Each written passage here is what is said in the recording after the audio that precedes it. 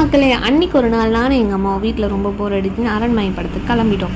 So போயிட்டே இருக்கும் போது அங்கே தேட்டர் ரீச் ஆனதும் டிக்கெட் கவுண்டரில் டிக்கெட் எடுத்துகிட்டு அதுக்கப்புறம் வண்டி பார்க்கிங் பண்ணி பார்த்தா எங்கள் வீட்டுக்கிட்ட இருக்காங்க அக்கா அண்ணா எல்லோரும் வந்திருந்தாங்க, பார்ப்பாங்க எல்லோரும்.